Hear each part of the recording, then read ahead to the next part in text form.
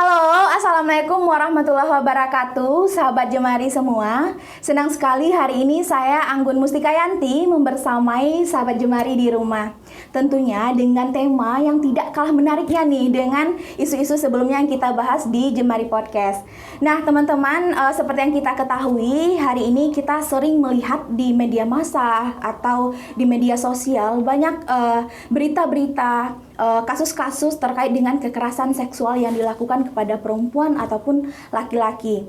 Nah, hari ini saya tidak sendiri tentunya, saya ditemani oleh salah satu aktivis sekaligus beliau ini adalah Direktur WCC Nurani Perempuan, Uni Mary. Halo Uni, selamat siang Uni. Iya, selamat siang Anggun. Gimana kabarnya nih Uni? Apakah baik atau gimana? Ya, alhamdulillah baik. Alhamdulillah baik ya Uni. Jadi Uni, hari ini seperti yang disampaikan tadi mungkin kita akan membahas lebih banyak terkait dengan isu-isu perempuan, kekerasan seksual yang hari ini memang menjadi menjadi pikiran kita gitu. Kenapa itu bisa terjadi? Kalau bisa kita katakan sumber itu bisa dikatakan darurat kekerasan seksual ya Uni. Jadi banyak pertanyaan-pertanyaan yang mungkin menjadi pertanyaan juga bagi sahabat Jemari di rumah. Uni, sebelum kita diskusi lebih lanjut, mungkin sahabat Jemari ini sangat penasaran nih dengan siapa sosok di depan Anggun ini. Mungkin Uni bisa perkenalkan diri dulu, kemudian aktivitasnya saat ini apa gitu. Ya, baik sahabat Jemari yang ada di rumah, jadi perkenalkan saya Mary.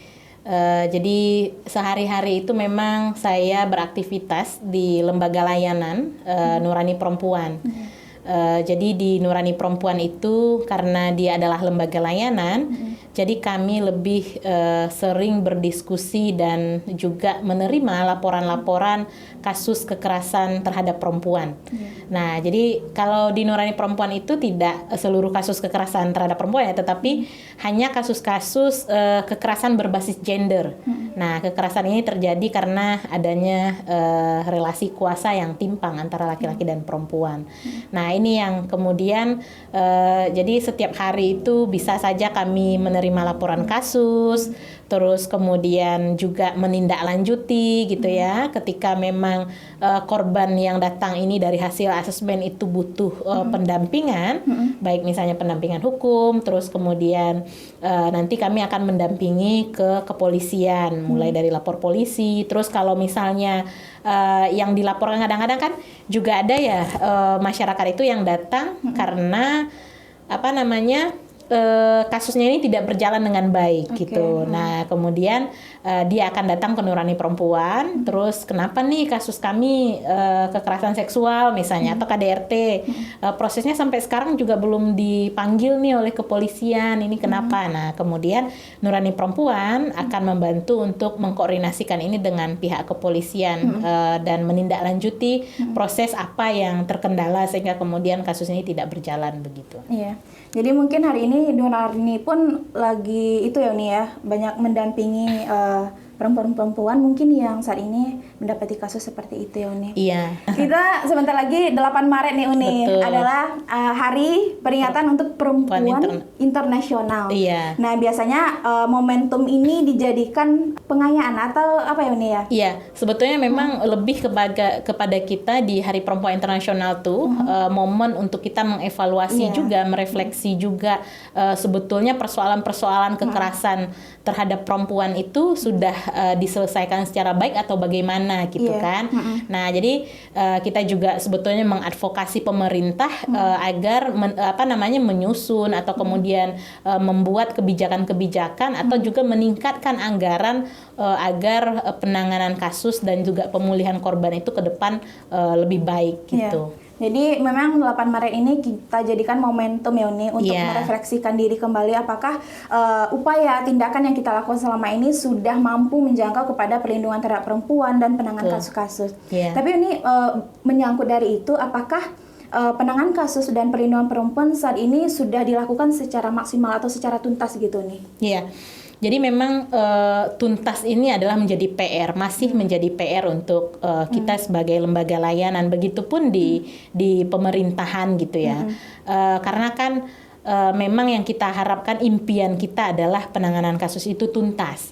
Kalau dia tuntas tentunya nggak ada lagi korban-korban gitu ya, nggak ada lagi keberulangan kasus. Jadi tetapi ya ini yang menjadi PR kita, tuntasnya ini yang belum gitu. Jadi karena kan banyak yang terbatas nih, mulai dari SDM, mulai dari anggaran yang masih terbatas, sehingga kemudian kayak proses pemulihan. Jadi ketika kita sudah menemukan kasus, korban sudah melapor, lalu kita sudah menindaklanjuti untuk proses hukum, mungkin ya untuk proses hukum berjalan baik sampai pelaku mendapatkan hukuman yang setimpal gitu ya, atau hukuman tertinggi lah 15 tahun penjara misalnya begitu.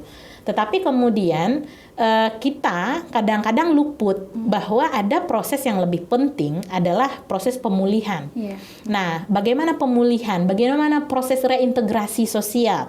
Jadi bagaimana kemudian orang atau anak yang sudah menjadi korban, dia kembali ke lingkungan sosial, tetapi dia bisa diterima, bukan kemudian distigma dan didiskriminasi gitu. Nah, jadi kan ini tugas kita juga ya, ketika memang lingkungan sosial atau masyarakat atau misalnya keluarga sekalipun ada yang menolak korban, berarti kan ini tugas panjang nih, PR panjang kita untuk menyiapkan keluarga bagaimana terus memberikan dukungan kepada anak yang menjadi korban atau kepada perempuan yang menjadi korban.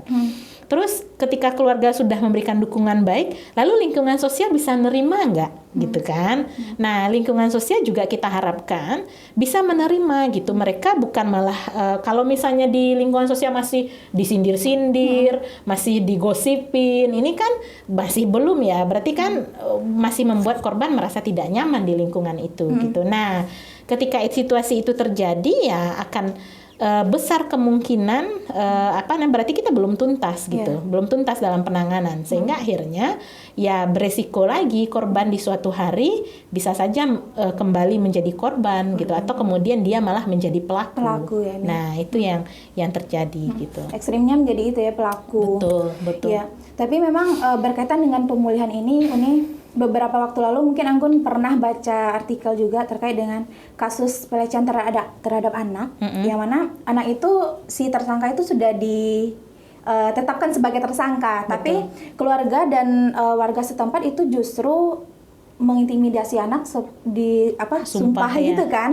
Nah itu kan miris sekali kalau kita lihat kondisi psikis anak, mungkin itu Anggun rasa kan sangat kalau kita bicara pemulihan tadi Uni. Betul. Tadi berdasarkan catatan tahunan Nurani Perempuan juga ya, tadi yang Gun dapatkan bahwasanya dari tahun 2018 ke 2022 itu ada 295 kasus Uni. Itu khusus kekerasan seksual saja kekerasan ya. seksual aja.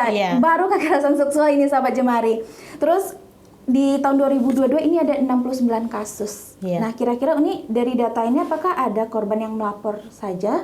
Atau bagaimana? Apakah ini khusus untuk korban yang melapor atau seperti apa? Iya, jadi kalau data yang ada di Nurani Perempuan, memang yang kami data itu adalah korban yang mengakses layanan di Nurani Perempuan. Gitu. Karena kan layanan di Nurani Perempuan itu ada layanan konsultasi, layanan pendampingan, pemulihan, rumah aman, dan reintegrasi sosial. Nah, jika korban sudah pernah mengakses layanan itu, berarti kami akan catat kasusnya gitu. Nah, jadi kalau misalnya kita hitung-hitung Sumatera Barat itu lebih tinggi lagi. Kalau misalnya juga kita lihat kasus-kasus yang sampai ke kepolisian gitu kan. Nah, jika kita lihat juga kasus-kasus yang dari kabupaten kota, kalau di Kementerian Dinas Pemberdayaan Perempuan itu ada namanya sistem simfoni gitu. Nah, sistem data mereka yang dikumpulkan secara online dari kabupaten kota yang ada di Sumatera Barat. Dan kalau itu dikumpulkan semua, sebetulnya kasus kekerasan seksual itu sebetulnya cukup tinggi gitu. Nah, ini hanya data yang ada di Nurani Perempuan, gitu. Itu kayak gunung es ya nih. Betul. Di permukaannya terlihat sedikit ya, padahal kalau kita lihat lagi banyak orang-orang yang tidak berani untuk speak up, tidak berani untuk melapor. Betul. Ini menyambung dari itu tadi, kasus kekerasan seksual ini kan yang dilaporkan saja. Biasanya korbannya siapa saja nih? Iya. Jadi kalau dari kasus-kasus kekerasan seksual ini, yang sering memang menjadi korbannya itu adalah perempuan dan anak. Walaupun akhir-akhir ini kita juga menerima beberapa kasus-kasus sodomi terhadap anak laki-laki. Nah, jadi memang yang cukup rentan menjadi korban kekerasan seksual itu adalah anak. perempuan. Iya, perempuan. Jadi dari 2021 data kami itu yang kami lihat anak sangat tinggi menjadi korban kekerasan seksual. Nah, jadi sepanjang ini kita melihat memang pasca pandemi COVID-19 juga kita melihat ada menyumbangkan meningkatnya angka kekerasan seksual terhadap anak. Kenapa kemudian itu terjadi? Karena ketika pandemi itu anak-anak kan tidak bersekolah ya. Anak-anak lebih banyak berada di rumah. Nah, pelaku pun ternyata intensitasnya berada di rumah juga. Lalu perempuan kan merasa tanggung jawab besar terhadap keluarga. Lalu kemudian tetap mencari apapun lah pekerjaan, dia tetap pergi keluar sehingga kemudian nanti bisa membawakan uang untuk membelikan beras dan makan untuk hari ini gitu ya. Nah, ketika perempuan pergi bekerja, ternyata mempercayakanlah anak tinggal dengan pelaku karena sambil sekolah gitu ya, sekolah di rumah. Ternyata situasi itu malah punya kesempatan yang lebih tinggi oleh pelaku untuk melakukan tindakan kekerasan seksual karena di 2021 itu malah anak-anak usia 14 dan 16 tahun kami terima laporannya itu diperkosa ada oleh ayah kandung, ada paman, ada ayah tiri gitu ya, dan itu ada dalam kondisi hamil dan melahirkan. Nah, ini kan kita melihat wah anak-anak kita di usia yang masih sangat harusnya mereka mau belajar, tumbuh kembang yang baik, tetapi kemudian mereka dilibatkan dengan persoalan-persoalan seperti ini gitu. Ya, jadi kalau sepanjang Nurani mendampingi gitu ya, Nurani perempuan mendampingi, dampak apa sih ini yang Uni lihat dirasakan oleh korban gitu? Iya. Jadi dampak yang kami lihat yang terjadi pada korban itu kami yang paling cukup miris ya melihat seorang anak yang sampai menderita infeksi menular seksual. Waktu itu ada nama spesifiknya itu gonore atau kencing nanah. Jadi anak usia 7 tahun sudah menderita itu karena ditularkan oleh pelaku. Lalu kemudian selain IMS juga ada korban yang sampai hamil, terus kemudian korban yang sampai bunuh diri. Nah, lalu kemudian juga beberapa korban yang menyakiti diri sendiri seperti menyilet gitu ya. Nah, terus dampak-dampak lain sebetulnya cukup banyak ya, sampai kemudian dampak depresi pun kita temukan, ada emosi yang tidak stabil, terus anak yang biasanya ceria, aktif, lalu kemudian menjadi murung, tidak percaya diri gitu. Nah, ini beberapa dampak yang juga kita hadapi, sampai kemudian juga ada anak yang sampai perilaku menyimpang lainnya, bisa perilaku seksualnya menyimpang, bisa memang kemudian ada dia yang menjadi pelaku gitu kan. Nah, hal-hal ini yang kita lihat, kalau melihat dari semua dampak yang terjadi gitu ya sebetulnya kita tidak berharap ya anak-anak menjadi korban kekerasan seksual gitu. Artinya dampak tadi tidak hanya satu ya, ini kompleks gitu, banyak yang dialami oleh korban. Kira-kira dari Nurani perempuan sendiri untuk mengantisipasi atau mencoba meminimalisir dampak itu gimana ya? Apakah ada dampingan psikologi kan untuk korban atau seperti apa? Iya, jadi di Nurani perempuan itu kami juga ketika memang diidentifikasi atau ditemukan anak misalnya mengalami infeksi menular seksual, kami akan mengusahakan apakah modelnya bekerja sama dengan lembaga lain. Terus kita akan melakukan pemulihan secara medis, pemulihan kesehatannya itu. Ketika memang yang dibutuhkan adalah suntik gitu kan setiap bulan. Nah, kita fasilitasi itu sehingga korban betul-betul pulih gitu. Terus begitu juga ketika korban sudah ada gejala depresi atau perubahan perilaku, maka akan kita dampingi ke psikolog. Jadi biasanya kami punya beragam pilihan untuk psikolog. Kami juga punya psikolog di Nurani Perempuan, bisa ke psikolognya Nurani Perempuan. Kalau misalnya ini kondisinya sangat dia tidak punya BPJS gitu ya, terus kondisinya miskin, biasanya memang kita pakai psikolog gratisnya Nurani Perempuan gitu. Ada pengurus kami itu ada seorang psikolog. Tetapi kalau misalnya korban punya BPJS, maka kami akan akseskan melalui BPJS. Kadang-kadang ketika kondisinya emosinya sudah sangat tidak stabil, Terus, nah biasanya itu memang perlu tambahan obat gitu dari psikiater. Tentu kan ini perlu ditambah beli obat dan lain-lain. Nah makanya ketika korban punya BPJS, alangkah lebih baik kita menggunakan fasilitas itu. Tetapi kami akan tetap mendampingi korban untuk mengakses itu gitu. Karena kan tidak semua masyarakat kita ya punya pengetahuan tentang misalnya harus ke rumah sakit jiwa habis Senin misalnya kan. Ketika udah dengar rumah sakit jiwa aja beberapa orang memikir ibu bilang anak saya gila gitu kan. Nah kan kita harus menguatkan lagi pemahaman masyarakat gitu ya. Bukan berarti bertemu psikolog itu adalah gila gitu. Tetapi bagaimana memperbaiki kesehatan mental gitu kan, perubahan perilaku. Nah ini yang harus kita selesaikan. Jadi sehingga kemudian mereka paham, terus kita temani agak beberapa kali, mereka udah kuat, mereka bisa pergi sendiri. Tapi memang tantangannya di situ ya nih ya, karena memang persepsi masyarakat, pengetahuan mereka belum sampai menjangkau sampai tahap itu gitu. Betul. Hal-hal ini masih dianggap tabu kadang kan, dianggap aib lah atau segala macam. Uni berkaitan dengan itu, menurut Uni sendiri selama menangani ini, kenapa sih korban ini kebanyakan tidak mau melapor gitu nih? Iya. Kira-kira kenapa? Ya, jadi gini, kita walaupun hari ini sudah mulai banyak yang speak up gitu ya, tetapi sebetulnya yang kata Anggun tadi, karena dia fenomenanya gunung es, masih banyak yang nggak mau melapor gitu ya. Banyak sebetulnya pertimbangan. Nah, apalagi kita hidup di budaya Minang gitu ya. Kita selalu ditanamkan nilai-nilai mempertimbangkan banyak hal. Misalnya, ketika yang menjadi pelakunya adalah orang-orang terdekat, ketika misalnya relasi kuasanya itu sangat timpang, apakah itu ayah kandung, apakah itu guru, apakah itu pacar gitu ya, apakah itu tetangga. Kadang-kadang tidak hanya ancaman saja, kadang-kadang malah pelaku tidak mengancam, tetapi hanya kita respect, mempertimbangkan. Misalnya ketika yang pelaku adalah orang terdekat kita, misalnya ya ayah tiri atau ayah kandung. Korban pasti berpikir kalau misalnya saya teriak, kalau misalnya saya cerita gitu kan, ya kalau misalnya orang-orang itu betul percaya dengan saya gitu ya, kayak kasus yang kita lihat anak itu dipaksa untuk bersumpah gitu ya. Terus ya betul orang akan percaya dengan saya. Kalau misalnya orang nggak percaya dengan saya, gimana? Malah saya nanti akan dimarahi gitu. Nah, atau kalau misalnya saya laporkan ini lalu ibu saya marah ke bapak saya, lalu saya nanti akan dipukuli oleh bapak saya kalau dia tidak mengakui gitu ya. Terus atau bisa juga kalau misalnya nanti saya ceritakan ini lalu ibu saya bertengkar dengan ayah saya, mereka bercerai, lalu saya masih bersekolah, lalu ibu saya siapa yang akan membiayai pendidikan dan biaya makan sehari-hari sedangkan ibu tidak bekerja. Nah, itu banyak pertimbangan sebetulnya yang kita yang difikirkan oleh korban.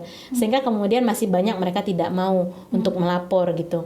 Walaupun kita lihat hari ini banyak orang sudah mulai terus gencar nih mensosialisasikan gitu ya, agar ketika terjadi kasus seperti ini ayo lapor gitu. Nah, masyarakat kadang-kadang berpikir begini, yang lapor maksudnya itu kan tidak selalu lapor ke kepolisian ya. Betul. Misalnya setidaknya bisa mengakses lembaga layanan. Nah, ketika korban bisa mengakses lembaga layanan, korban udah tahu nih kemana apa yang harus dia lakukan. Karena kan tidak semua kasus juga harus bermuara ke kepolisian gitu. Misalnya kan banyak orang mempertimbangkan ya, kalau lapor tuh ya lapor polisi maksudnya gitu ya. Lapor itu bukan lapor polisi saja, tetapi bisa bagaimana kita melapor juga ke lembaga layanan, sehingga kita punya teman bercerita, kita tahu tahapan apa yang harus kita lalui gitu. Karena di banyak kasus ketika seorang korban sudah dalam kondisi ketakutan, dia kan tidak bisa berpikir baik, tetapi ketika dia bertemu dengan orang yang bisa dia percaya, misalnya ada lembaga layanan yang sudah tepat seperti Nurani Perempuan gitu kan, mau menceritakan, ya prinsip kerja kami adalah menjaga kerahasiaan. Kami akan merahasiakan apapun yang dialami oleh korban gitu ya, apapun itu kami tidak akan pernah menceritakannya ke publik. Nah, terus kemudian identitas mereka yang terjaga. Nah, itu kan sebetulnya mereka udah bisa tahu nih, oh kalau ini masalah saya sebetulnya ada loh jalan keluarnya ke sini gitu. Tapi nggak terpikir ya selama ini, karena kan dia dalam kondisi stres gitu, dia nggak akan bisa berpikir baik gitu. Nah, jadi ini yang selalu kadang-kadang juga membuat masyarakat tuh tidak mau melapor ya, pikirnya lapor polisi gitu. Nah, ini ribet, masalahnya panjang dan lain-lain gitu kan. tidak harus selalu lapor polisi, akses lembaga layanan pun itu sudah cukup karena kami tidak akan memaksa korban harus melapor ke polisi, tetapi apa kira-kira jalan keluar yang tepat, dan itu kita akan diskusikan bersama, bukan jalan keluarnya dari kami gitu. Kita diskusikan bersama, nanti semua itu pasti akan diputuskan oleh korban. Artinya tetap melewati jalur diskusi juga ya, Iya, ya. betul. Tapi kabar baiknya adalah sekarang itu sudah disahkan yang undang-undang TPKS, tindak Betul. pidana kekerasan seksual di Mei Betul, kemarin. betul. Di undang-undang itu nih kira-kira bentuk kekerasan seperti apa yang diatur di sana nih? Iya, jadi memang saat ini kan sudah ada nih disahkan Undang-Undang Nomor 12 tahun 2022 ini. Jadi Undang-Undang Tindak Pidana Kekerasan Seksual. Nah, di Undang-Undang Tindak Pidana Kekerasan Seksual ini yang diatur ada seperti pelecehan seksual non fisik, pelecehan seksual fisik, terus kemudian pemaksaan kontrasepsi. Nah, kalau pelecehan seksual non fisik itu lebih kepada bentuknya itu tidak sampai bersentuhan fisik gitu ya. Modelnya itu misalnya dia membuat orang tuh tidak nyaman, atau misalnya kayak diintipin mandi, itu adalah salah satu bentuk pelecehan seksual non fisik gitu kan. Nah, terus kemudian kalau pelecehan seksual fisik memang lebih kepada menyentuh, meraba gitu kan. Nah, dari yang non fisik tadi, ungkapan-ungkapan pun itu termasuk pelecehan seksual non fisik. Ketika orang itu menyasar seksualitas seseorang gitu kan. Dan kita merasa tidak nyaman akan hal itu.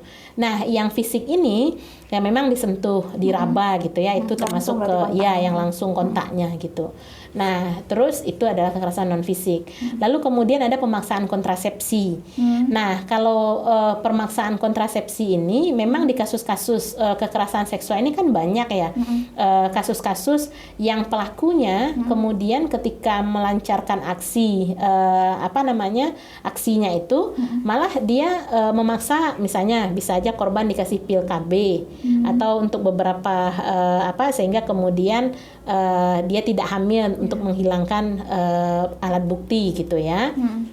Nah, jadi ada juga beberapa kasus itu yang pemaksaan kontrasepsi itu kalau di dalam undang-undang itu sendiri di pasal 8 ya, di dalam Undang-Undang Tindak Pidana Kekerasan Seksual itu, setiap orang yang melakukan perbuatan memaksa orang lain menggunakan alat kontrasepsi dengan kekerasan atau ancaman kekerasan. Nah, itu bisa seperti yang tadi saat proses kejadian kekerasan seksual itu terjadi.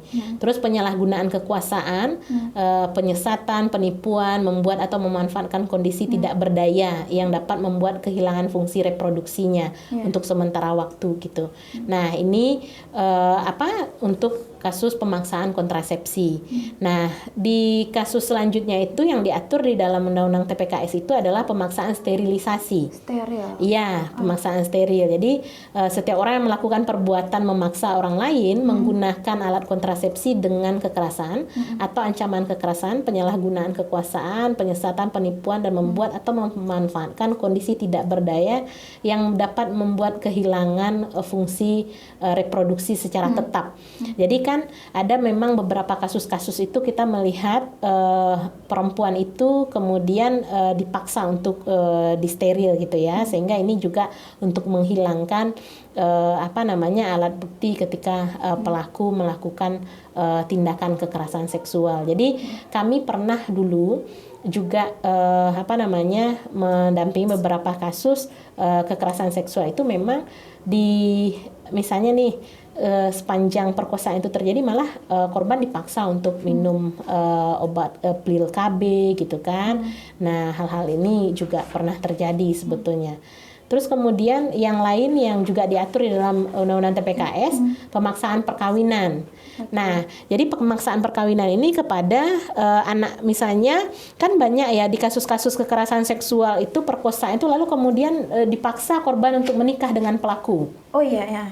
Nah, ini kan gimana ya, sudahlah kita merasa ketakutan, punya trauma yang hebat gitu ya.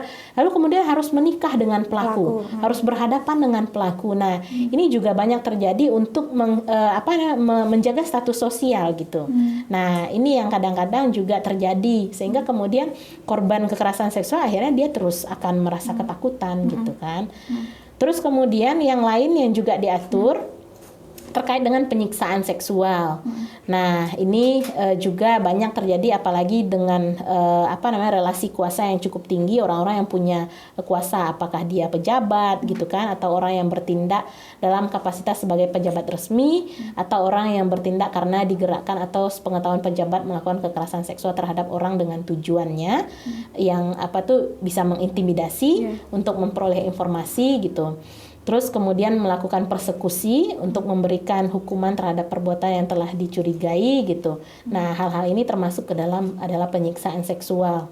Terus kemudian juga mempermalukan atau merendahkan martabat dengan alasan diskriminasi atau seksual dalam segala bentuk. Nah, ini termasuk ke dalam tindakan-tindakan penyiksaan seksual. Terus selanjutnya itu yang ketujuh itu adalah eksploitasi seksual. Eksploitasi seksual yang juga yang mana setiap orang itu dengan kekerasan atau ancaman kekerasan dengan menyalahgunakan kedudukan wewenang, kemudian melakukan tipu muslihat, terus dengan tujuan untuk sasarannya itu adalah untuk keinginan seksual gitu. Nah, terus juga perbudakan seksual. Nah, setiap orang secara melawan hukum menempatkan seseorang di bawah kekuasaannya atau orang lain dalam menjadikan tidak berdayanya dengan maksud mengeksploitasi secara seksual. Nah, jadi memang ada keuntungan yang dia dapatkan. Lalu yang terakhir yang ke-9 itu adalah kekerasan seksual berbasis elektronik. Nah, kekerasan seksual berbasis elektronik ini juga disebut dengan, kami kadang-kadang menyebutnya adalah kekerasan berbasis gender online, atau di kepolisian itu adalah kekerasan cyber. Nah, jadi ini juga melakukan perekaman atau misalnya mengambil gambar dengan tangkapan layar yang bermuatan seksual. Nah, ini juga banyak sekarang ini menimpa kawan-kawan, baik itu anak pelajar maupun kemudian kawan-kawan mahasiswa sampai juga ibu-ibu rumah tangga gitu. Nah, kemudian ketika seseorang sudah punya video atau gambar itu, lalu orang itu mentransmisikan, dia mengirimkan. Sekarang itu kan banyak misalnya kirim ke media sosial gitu kan. Nah, ancamannya itu beragam gitu kalau untuk kekerasan seksual berbasis elektronik. Nah, terus ini beberapa hal terkait yang diatur di dalam Undang-Undang TPKS juga mengikuti sebetulnya ada perkosaan gitu ya, dan lain-lain. Nah, jadi di dalam ketika hadirnya Undang-Undang Tindak Pidana Kekerasan Seksual ini, memang kita berharap untuk kasus-kasus kekerasan seksual ke depan bagaimana penanganan itu terjadi dengan baik. Mulai dari proses pelaporan gitu ya, ketika korban sudah melapor saja, korban harusnya didampingi. Nah, kan kadang-kadang kan karena masyarakat nggak tahu, dia hanya pergi sendiri ke kantor polisi, ternyata mendapatkan intimidasi atau pertanyaan-pertanyaan yang membuat korban merasa tidak nyaman gitu ya. Disudutkan ya. Nah, betul. Sekarang semenjak adanya Undang-Undang TPKS, kita berharap memang korban ketika memang mengalami persoalan kekerasan seksual, datang dulu ke lembaga layanan. Jadi bisa ke UPTD PPA miliknya di bawah Dinas Pemberdayaan Perempuan, atau kemudian bisa ke Nurani Perempuan atau lembaga layanan lain gitu. Jadi datang dulu, lalu kemudian kita akan didampingi. Jadi akan didampingi ke kepolisian sehingga tidak terjadi hal-hal yang tidak kita inginkan gitu. Nah, di proses pelaporan pun akan didampingi, terus nanti setelah itu bagaimana tindak lanjutnya, apakah memang dia perlu perlindungan sementara, rumah perlindungan sementara atau rumah aman. Ketika memang situasinya emergensi berarti korban harus perlu ke rumah aman gitu kan. Nah, jadi kita berharap memang ketika sudah hadirnya undang-undang, kebijakannya sudah ada, kita berharap anggaran juga menjadi optimal kan. Nah, ketika anggaran optimal ya korban ya kan kita berharap nih bagaimana prosesnya tuntas betul kan. Nah, terus pemulihan psikologisnya gimana gitu, pemulihan kesehatannya bagaimana ketika dia tidak punya BPJS, terus siapa yang akan menanggung, karena kan sebetulnya ternyata di Permen PPA nomor 2 tahun 2022 itu terkait UPTD itu memang semua persoalan ini sudah ada pendanaannya. Kalau untuk ketika UPTD atau dinas kabupaten kotanya itu mendapatkan dana alokasi khusus DAK gitu kan.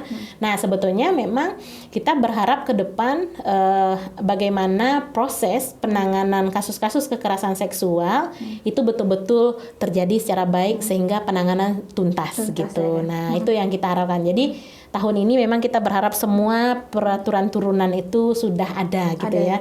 Jangan sampai nanti sampai di kepolisian ya ketika kita lapor terus kenapa nggak pakai undang-undang tindak pidana kekerasan seksual? Ya kan peraturan turunannya belum ada. Nanti itu jawabannya kan. Nah kita memang berharap sebetulnya kan kalaupun tidak ada belum ada peraturan turunan harusnya itu sudah bisa kita gunakan ya. Tetapi ini pemahaman yang lain juga sehingga memang tahun ini kita berharap semua peraturan turunan itu bisa diselesaikan. Sehingga bisa dituntaskan betul, ya Uni ya. Betul. Tapi sebelum kita lanjut mungkin bisa diminum dulu nih. Boleh. Sudah cobain belum keripik kentang satu ini yang bikin nagih? Keripik kentang dengan rasa yang autentik banget dari Akademos Crispy. Renyahnya dijamin bikin gak bisa berhenti. Yuk cobain keripik kentang dari Akademos Crispy. Tadi Anggun menarik mengenai tindak kekerasan yang non fisik gitu kan ini. Karena kebanyakan kalau kita lihat kan yang selama ini dilaporkan itu kebanyakan yang fisik. Betul. Gimana menurut Uni? Apakah kenapa sih itu? Karena kalau di masyarakat pun kalaupun kita melapor misalkan tindak kekerasan non fisik tadi ya dilecehkan atau dipanggil, digoda gitu kan, dianggap lebay lah atau berlebihan. Jadi gimana bagusnya Uni? Iya. Jadi kan memang kan kita melihat nih untuk kasus-kasus kekerasan seksual non fisik itu ya. Nah, karena kan di sini pelecehan seksual non fisik itu setiap orang yang melakukan perbuatan seksual secara non fisik yang ditujukan terhadap tubuh, keinginan seksual dan atau organ reproduksi dengan maksud merendahkan harkat martabat seseorang berdasarkan seksualitas atau kesusilaannya gitu ya. Nah, memang untuk kasus ini deliknya delik aduan untuk non fisik ini. Nah, terus kemudian pidananya itu paling lama cuma 9 bulan. Oh, 9 bulan. Jadi memang ancamannya rendah.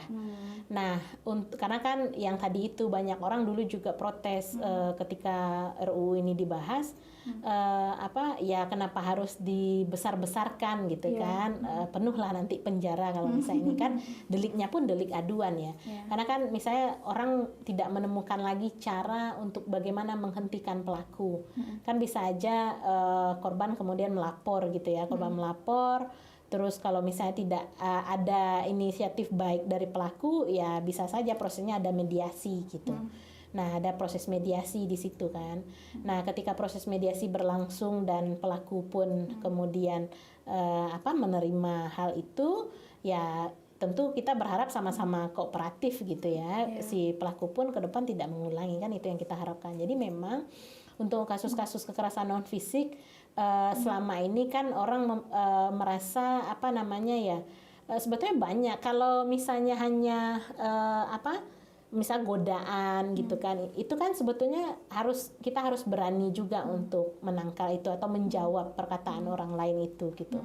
Nah, tapi memang ada beberapa hal kadang orang merasa tidak nyaman gitu kan. Ada memang beberapa pernyataan itu membuat orang sudah merasa sangat tidak nyaman, sehingga itulah hal-hal yang sering dilaporkan. Tapi kan selama ini kita lihat kalau masih misalnya kayak ini kamu mau ndak kita pergi gitu kan, kita pergi ke situ terus nanti di sana kan saya bisa ini, dan kita nggak setuju dibilang seperti itu, kita seolah kita ini perempuan murahan gitu ya. Nah, ketika memang itu sudah sering terjadi, tidak lagi bisa untuk dihentikan, ya orang punya pilihan untuk bisa melapor ke polisi gitu. Nah, ini memang sebetulnya kan selama ini kita sebetulnya itu juga membangun kesadaran masyarakat agar bahwa ini juga persoalan loh. Kan sama ini orang memikir hal-hal seperti itu bukan persoalan. Orang betul. Hanya itu biasa bercanda gitu kan. Tapi kadang-kadang itu bukan bercandaan gitu. Nah, ini yang kemudian ketika dia diatur sehingga orang pasti akan menyadari itu adalah sebuah persoalan. Terkadang berawal dari candaan tadi Uni, akhirnya pelaku menyadari ada peluang atau kesempatan gitu kan Betul. Jadi sebenarnya apa sih ini akar dari permasalahan ini? Kenapa kekerasan seksual ini kalau kita lihat-lihat modusnya itu dilakukan secara berulang gitu nih. Dengan modus yang sama gitu. Iya, jadi memang akar persoalannya yang kita lihat adalah persoalan relasi gender ya. Relasi gender. Jadi kan orang melihat selama ini yang terbangun itu adalah ketika orang melihat ada ketimpangan relasi, orang melihat di nilai-nilai yang ditanamkan itu adalah perempuan adalah kelompok yang lemah gitu, dan laki-laki adalah kelompok yang kuat. Nah, ketika kemudian terjadi ada relasi yang timpang, misalnya yang satu usianya lebih besar, atau kemudian yang satu dia adalah orang yang terpandang, atau punya jabatan yang tinggi, atau punya sebuah kekuatan apa gitu kan. Nah, ini yang kemudian menyebabkan persoalan kekerasan seksual itu mudah terjadi. Nah, selain kemudian pengetahuan masyarakat atau pengetahuan para korban. Sampai hari ini kan kita tahu masih ada masyarakat yang menilai bahwa persoalan ini adalah aib atau tabu. Nah, ketika masih ada masyarakat yang menilai seperti itu, terus masih malu untuk kemudian mengajarkan anaknya tentang seksualitas gitu. Nah, kan sebetulnya kalau misalnya persoalan kekerasan sudah seperti ini, kita kan berharap pemerintah juga mendukung ya, bagaimana pendidikan seksualitas itu betul-betul diadakan gitu. Mungkin mencari cara yang tepat, bahasa yang tepat, kan itu bisa dilakukan, didudukan bersama-sama juga gitu, melibatkan banyak orang. Misalnya ini bahasanya tepat atau enggak dengan anak usia begini gitu kan. Nah, nanti melibatkan psikolog juga misalnya. Nah, bagaimana memberikan pendidikan seksualitas sejak dari awal anak itu betul-betul lahir gitu ya.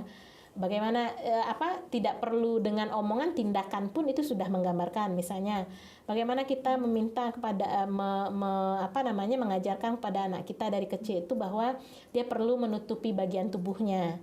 Nah, terus kalau misalnya selesai mandi dia pakai handuk gitu kan. Nah, itu kan sudah mengajarkan. Nah, hal-hal seperti ini sebetulnya yang perlu ada. Ada bagian-bagian tubuh yang sebetulnya disentuh, lalu ada rasa nyaman gitu kan. Nah, tetapi ketika misalnya orang itu menyentuh lebih jauh, misalnya ada bagian organ-organ yang bagian tubuh di dalam baju, pakaian dalam ini nggak boleh disentuh gitu kan. Nah, itu kan juga harus dijelaskan kepada anak-anak. Kenapa nggak boleh disentuh? Nah, harus dijelaskan gitu kan.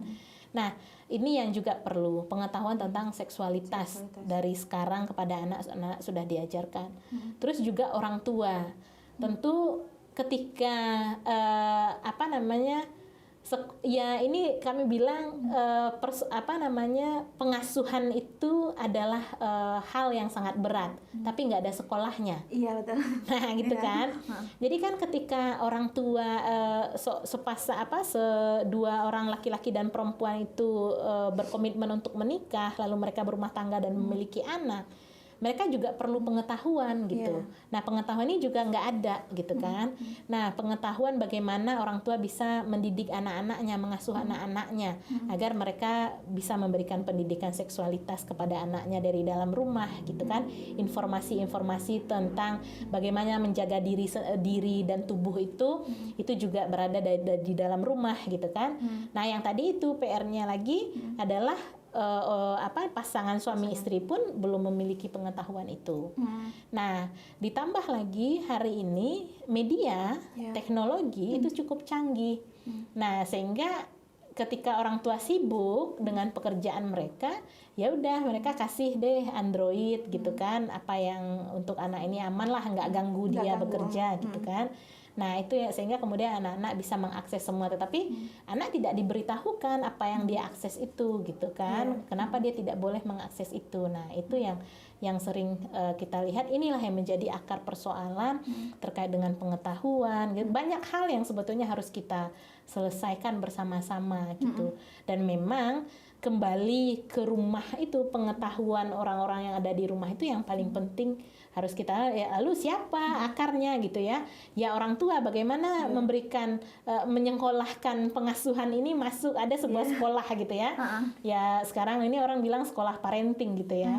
Nah, hal-hal seperti itu memang harus terjadi sebetulnya. Untuk menuntaskan semua ya Uni ya. Iya. Jadi strategi yang sebenarnya tepat untuk kita lakukan apa kira-kira Uni? Ya, Untuk meminimalisir.